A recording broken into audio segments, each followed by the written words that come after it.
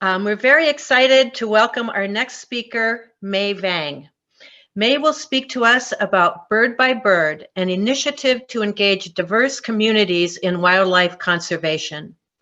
May is the Bird by Bird program coordinator for the Minnesota Department of Natural Resources Non-Game Wildlife Program. Her interest in environmental education began on a trip to an environmental learning center taught by devoted teachers. This experience led to her own dedication and passion for connecting youth and underrepresented communities to nature through environmental education and outdoor experiences.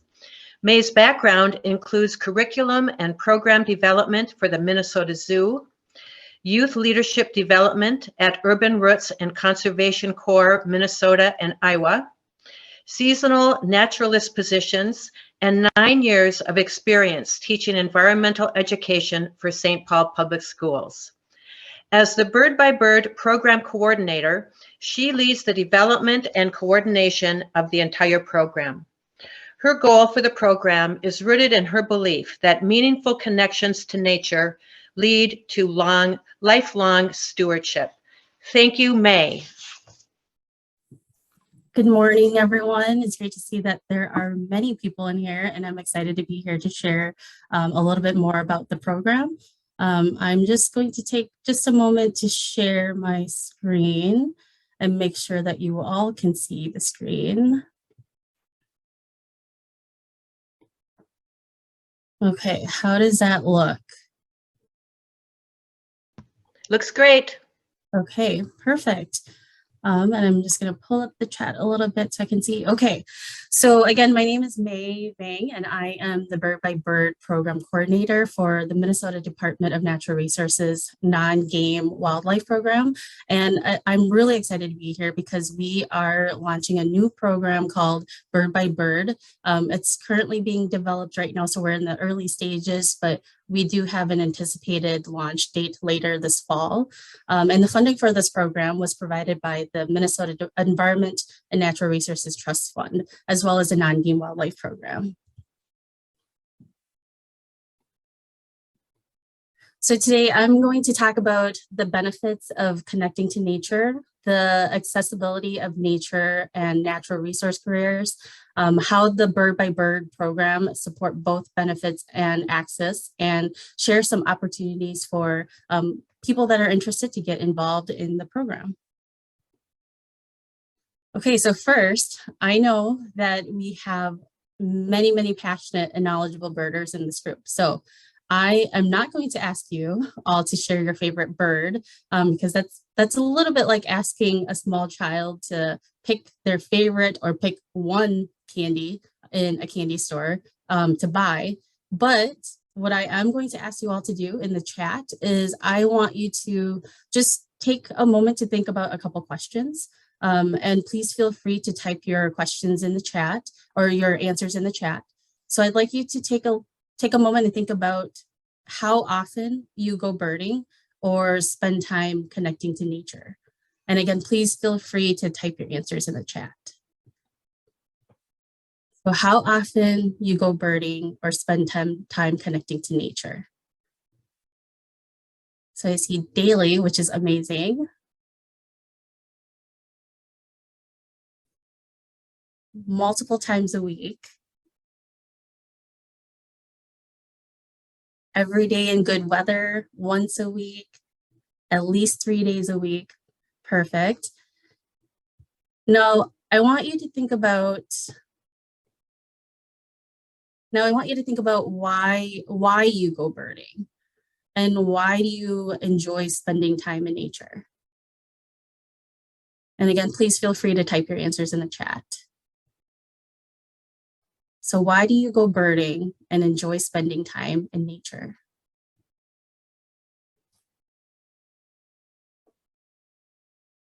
It's grounding.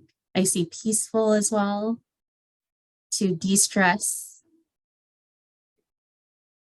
So just like some of you mentioned in the chat, or you may be thinking about it, studies have shown that there are many health benefits to spending time and connecting to nature.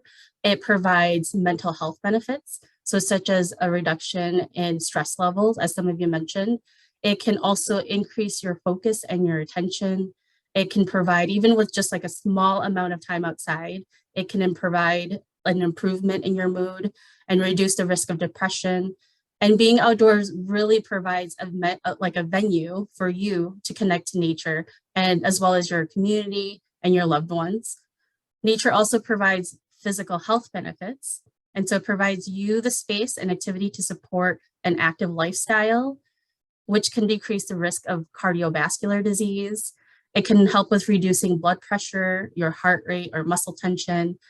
And being outside also increases your motivation to participate in these physical activities. But not only does nature benefit us as adults, but it also is important for children as well. So studies have shown, studies have shown that time spent in nature correlates with academic success. So an outdoor learning space helps students boost their creativity. It helps focus their attention, increases their engagement, and sparks their curiosity. It provides real hands-on, real-world experiences. And learning in nature also is associated with a positive change in student behavior. So as mentioned, I had the privilege of teaching at an environmental learning center for St. Paul Public Schools. And oftentimes when teachers came to the field trips, they often talked about how student behaviors were very different compared to how they were on the trail compared to in a classroom setting. They talked about how students were really engaged at the topic at hand and how they were noticing the tiny little details, how they were asking more questions. They also talked about how behavioral issues that they saw in the classroom setting weren't really showing up on the trails. And nature also provides children with mental health and mental and physical health benefits as well. So it supports students and children and their social emotional well-being. And it really allows them to kind of make social connections, as well as relationship building and teamwork. And just like as adults, these outdoor spaces provide an opportunity to really engage in physical activities and therefore can reduce the risk of obesity. So you might go birding, as you all said, because you find it enjoyable. And maybe it helps reduce your stress, or it gives you a sense of peace or grounding. And like Sonia and Isabel were talking about it, maybe you were on your journey to kind of finish your life list.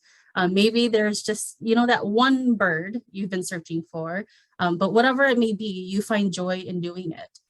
Now, I want you to take a moment to think back to how often you go birding and why you enjoy it. And I want you to think about where you go.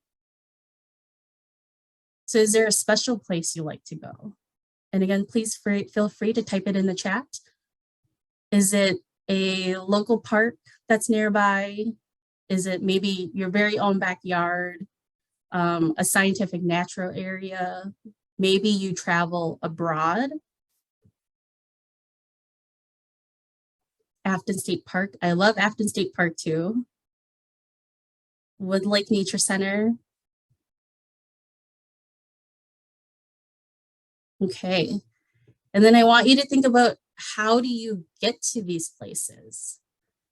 So do you have to drive or get on a flight? Is it walking distance from your home? Or maybe you don't have to go anywhere because it's right in your very own backyard. And I love, Alyssa just said, I like places that feel personal to me in some way. I really love that. So whether you spend time birding nearby or whether you have to go far away, we know that nature provides the many benefits, but surveys have shown that despite all of that, there is a gap in relationship to nature.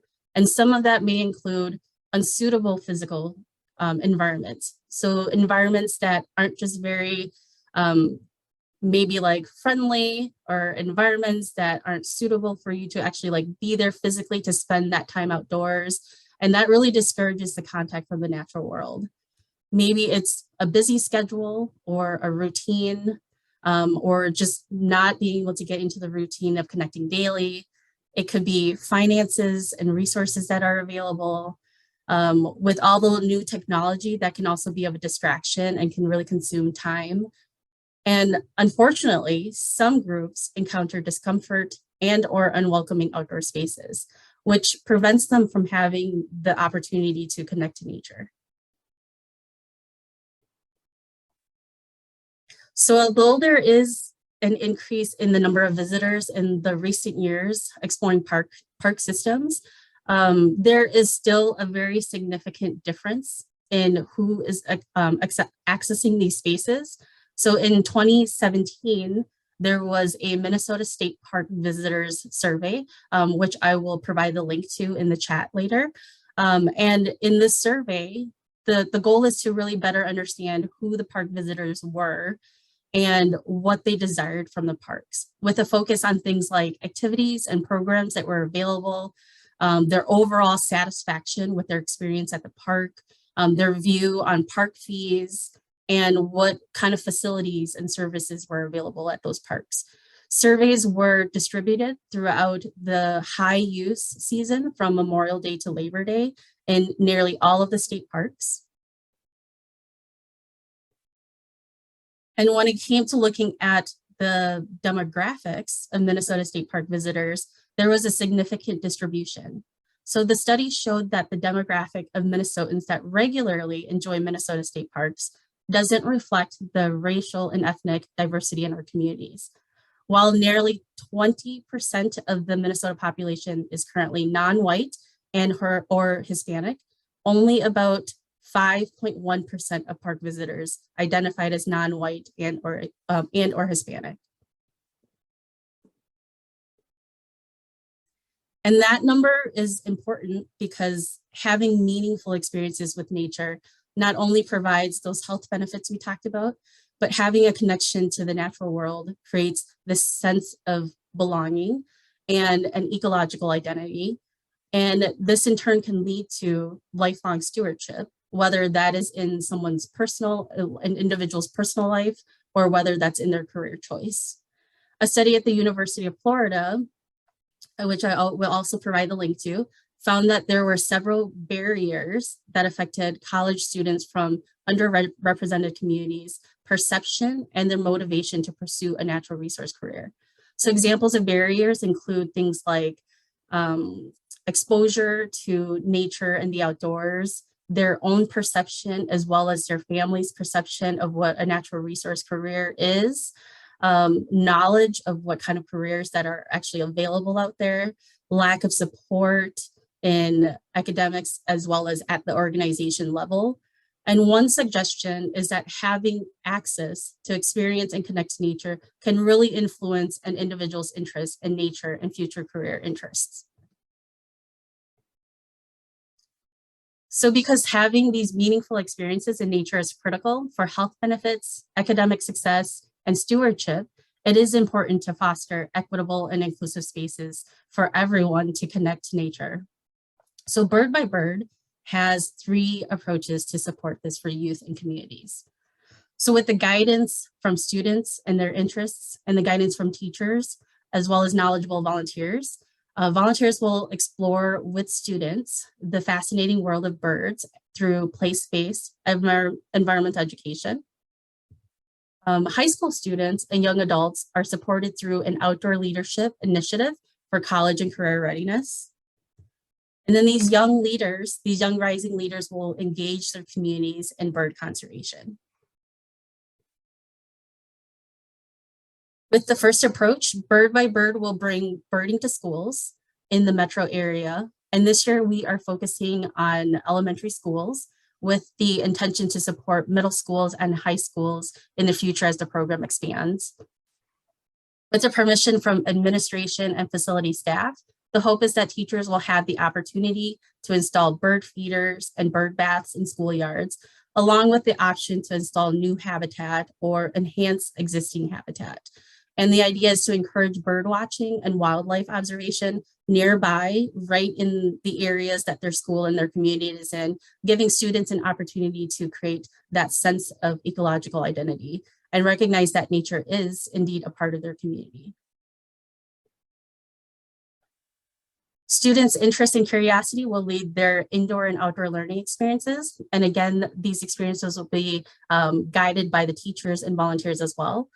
A classroom kit will be provided to inspire students to explore birds and wildlife right by their school and engage in community science using tools like binoculars, field guides, and journals.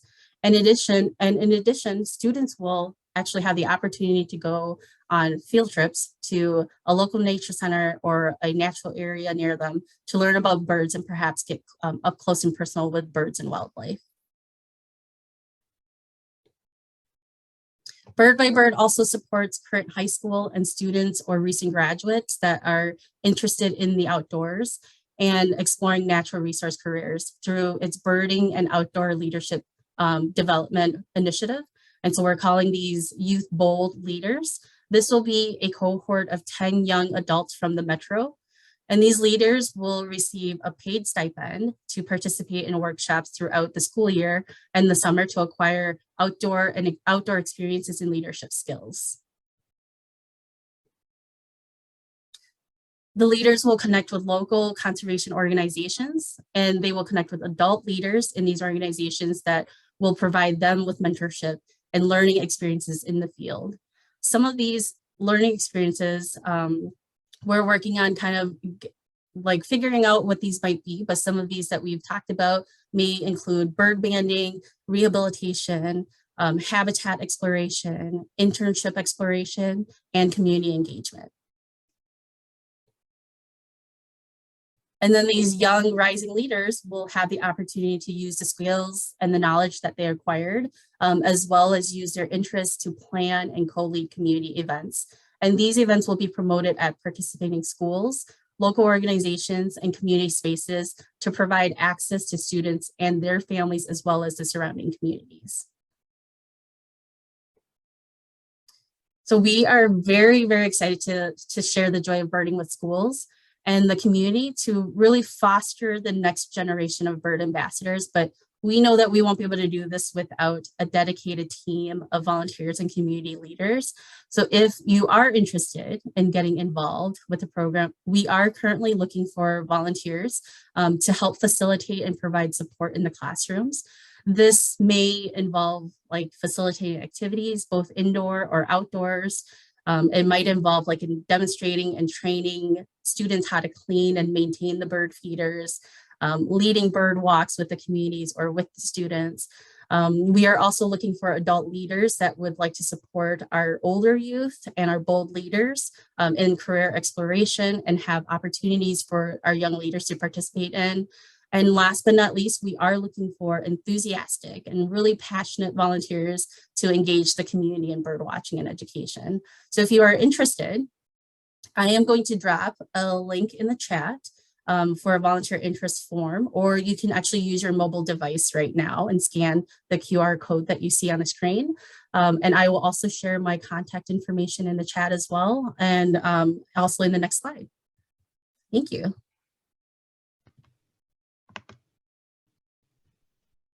May, thank you so much. This is a program that I think we desperately need in Minnesota and in every state. I have a couple questions, and I'm actually thinking of Isabel when I ask, how do students apply for the Bold Leadership Program? What do they need to do? Yeah, that's a great question. So because this is the first year that we are piloting the program, we are working with specifically with Urban Roots right now. So it's a nonprofit on the east side of St. Paul. And so they do have a cohort of youth that are coming up. We are working on similar to like a volunteer interest form as well. We are working on putting one together for youth that would be interested as we start to kind of recruit in the next few years as well. And we are really focusing on schools, Title I schools. So if that means that these are schools that the student body, like 40% or more of them are actually eligible for free and reduced lunch. And then they are also in the environmental justice area as well, meaning that there's 50% of people, the population or the demographics from those areas are 50% or more of people of color as well. So, but I will have more information to come. That is awesome. Does anyone out there have any additional questions for May? Susan, it looks like someone asked, how would a school apply? Someone on the call is a Title I school. Perfect. So yes. So again, I'm also working on a form for our schools that would be interested. And I will actually, if you can email me, I'm going to drop my email in here, but if you can email me, I would love to connect with you as well. This year, we are specifically working with a smaller group of teachers. So we have about 4 teachers right now that are interested and committed to do it in the 2023-24 school year. And we are specifically focusing on a smaller group of teachers so that this program can actually grow organically. And we want to also make sure that we work with these teachers to really think about, what kind of experience would really benefit their students. And these teachers will also help with the curriculum piece of it. So we have like a general themes like migration and bird identification and conservation, like conservation themes, but we also want to make sure that like we're working with teachers to provide them these supplemental teacher-led activities that will support what they are doing in the classroom as well. Excellent. And May, Laura would like to know, do you foresee your program becoming available to college students at some point? I do, or a relationship with college students, because part of that is a lot of the high school students are really saying, okay, we know there's these amazing natural resource careers, but there is that gap between how do I go from a high school student, what do I need to do in college to make sure that I get to those natural resource career fields, and really that peer-to-peer mentorship. So college students would be a little bit closer in age to these high school students. And I can see them being a really good resources for the high school leaders. Awesome. Thank you so very much, May. Wonderful presentation. And I'm going to turn it over to Jen. Fantastic. Thank you. Oh my goodness. Very excited to be able to collaborate with you, May, and your whole team. And I just look forward to great things